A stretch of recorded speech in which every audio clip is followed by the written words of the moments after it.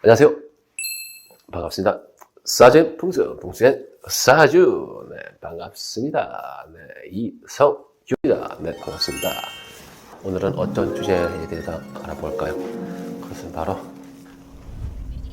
단명, 요절, 절명. 무섭죠? 오늘은 단명할 수 있는 단명수에 관해서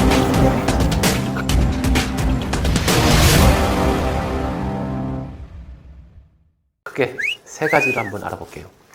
단명 손금, 단명 사주팔자, 그리고 풍수상 흉주에 있는 곳에서 기거할 경우 단명, 이 세 가지에 관해서 한번 알아보도록 하겠습니다.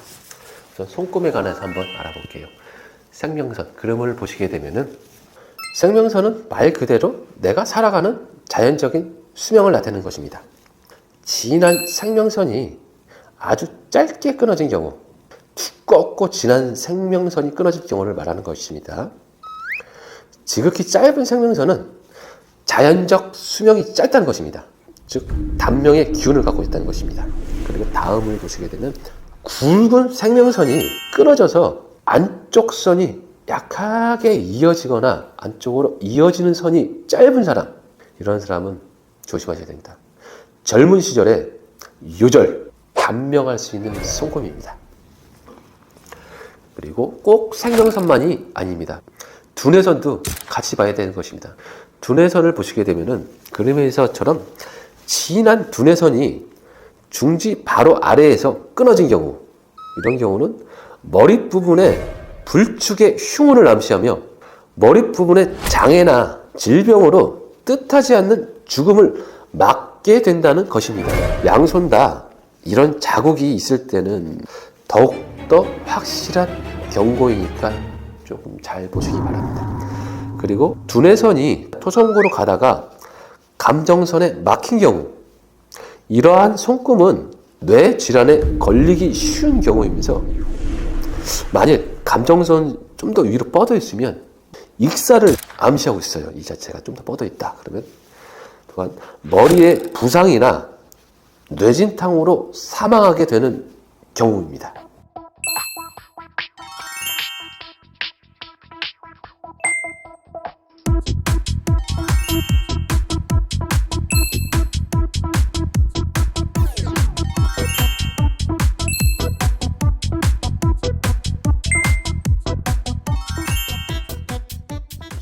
사주상으로 한번 보겠습니다. 목의 기운, 간목과 을목으로 이렇게 태어났는데, 목의 기운으로서 태어났는데, 금의 계절에, 즉 8월, 9월, 신월, 6월이죠. 8월, 9월에 딱 생하여서 지지에 금의 기운으로 가득 찹니다. 아무튼 금극을 이뤘답니다. 금의 기운으로 가득 차고, 나 또한 목 하나밖에 없어. 지극히 시작할 때, 10년지기 대운 자체가 왔을 때 금운이 온 겁니다. 금운이 저기 100살 때 오는 게 아니고 20대, 10대, 30대 그때 오게 되면 단명할 수 있다는 것입니다. 만약에 단명 안 한다, 비참할 지경으로 아주 힘들게 살거나 지옥 불구덩이에서 사는 것처럼 엄청 큰 그 10년, 20년을 보내게 되는 것입니다. 그렇지 않으면 단명하거나 유절할 수 있다는 것입니다. 사주상 다음 경우 어떤 경우도 있냐, 병화일주로 태어났는데 이게 온통 화의 기운입니다. 천지가 화고 지지도 화야, 온통 화의 기운으로 딱 가지고 태어났는데 이 수의 기운이 아무것도 없어. 강한 열기를 좀 식혀줘야 되는데 수의 기운이 아무것도 없는데 이 대운 자체가 수의 기운이 옵니다. 수의 기운이 왔다 그러면 이게 어떤 경우냐, 우리 불났을 때 막 갑자기 보면 물이 확 폭발하잖아요. 그것처럼 그런 기운이 20대, 30대 때 왔다 그러면 단명할 수 있는 사주를 갖고 있는 것입니다. 또 여러 가지 또 사주가 많이 있는데 뭐 다음에 한번 그런 거는 한번 설명을 한번 드릴 기회가 있을 겁니다. 근데 만약에 이게 단명 사주인데 내가 살팔자다 그러게 되면은 어떤 경우가 오냐, 재산이 안쪽이 뚝 잘려나가거나 3분의 2가 뚝 잘려나가거나 아니면 큰 수술을 해서 내가 뭐 액땜을 하거나 아니면 부부끼리 잘 살고 있는데 단명 사주다 그러면 이혼을 하게 됩니다. 이혼하게 되면은 그 단명도 액땜을 하게 된다 합니다. 그렇기 때문에 그 삶을 이어나가는 경우도 많이 있습니다.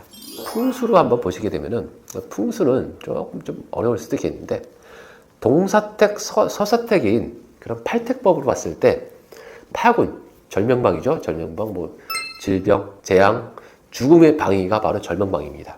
그 방위에서 잠을 자거나 기거를 하는데, 이 귀문방이 겹쳐버린 겁니다. 귀문방은 뭐 귀신이 들어가는 방이 귀문방인 것이죠. 북동과 남서의 방위가 겹칠 경우에는 질병, 죽음, 재앙의 기운을 받아서 자다가 비명행사하거나 자다가 자다 간다 그럴 수 있는 경우가 있기 때문에 절명방위가 아주 중요합니다. 귀문방까지 겹쳐졌다 그러면 아주 절단나는 겁니다. 다음은 강한 지자기파, 즉 수맥파라 그러죠.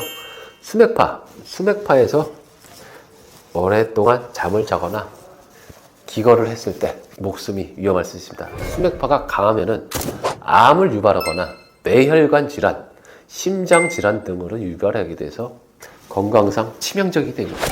독일에 하거 박사라고 있습니다. 하거 박사가 암 환자를 상대로 한번 이게 조사를 해봤어요. 99% 정도가 수맥파에서 거기서 잠을 자고 기거를 했다는 것입니다.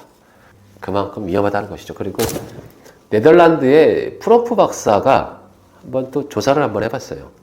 이 수맥파가 얼마나 인간한테 큰 영향을 미치나, 유산이나 심장 발작, 뭐 발육 저하, 아니면 뭐 갑자기 조현병, 아니면은 성격이 개조되는 것이죠. 그만큼 위험하다는 것입니다. 그만큼 이 수맥파, 지자기 교란 현상이라고 그러죠. 수맥파가 위험하고 무섭다는 것입니다. 뭐 많이 알려졌잖아요, 그게. 그리고 흉살, 기로 치는 흉살지, 그런 곳에서 기거할 경우 어떤 경우가 있냐? 유골이 남아있는 무덤 위에 집을 졌을 경우, 그런데 그곳에 뼈 조각이라도 하나 남아있다. 그러면 그 유골에 영혼이 남아있거나 그 기운이 남아있기 때문에 아주 위험합니다. 그리고 골바람이 치는 과협처럼 이런 바람의 기운이나 수의 기운이 치는 걸 과협처라고 합니다. 그리고 물이 곧장 치고 들어오는 곳, 수의 기운을 받는 곳이죠. 그만큼 수의 기운이 위험하다는 것입니다. 그 산 능선 위에 집을 짓고 있는 경우에 산 능선, 월곶, 뭐 장상곶 그런 곳이 막 이름이 된 지명이 있잖아요. 그런 곳에 집을 짓고 살게 되면은 이사 와서 갑자기 아프거나, 전에 집에서는 안 그랬는데 이사 와서 갑자기 아프거나 자주 다도 피곤하고 그냥 병원 갔는데 아무 증상 없대요. 신경성이래. 괜히 아픈 겁니다.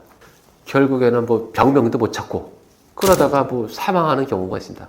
이런 곳에 만약에 젊었을 때 그런 곳에 있으면 단명의 기운을 받을 수 있기 때문에 그런 곳에 뭐 기거를 하거나 뭐 살 경우는 꼭 풍수 비보를 하시거나 아니면 이사를 가시거나 하는 게 좋습니다.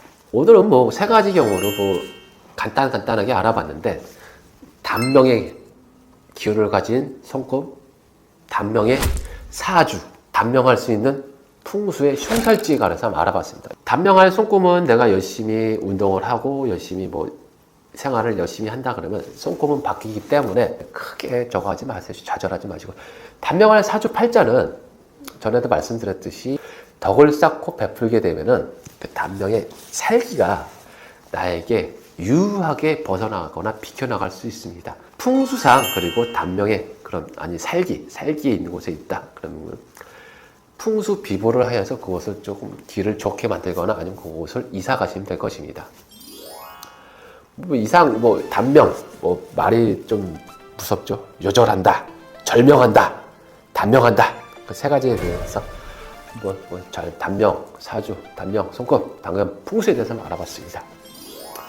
도움이 되셨다면 구독을 하시고 인사드리겠습니다. 사주의 풍수, 봉쇄, 사주. 네, 감사합니다. 이성규였습니다. 감사합니다.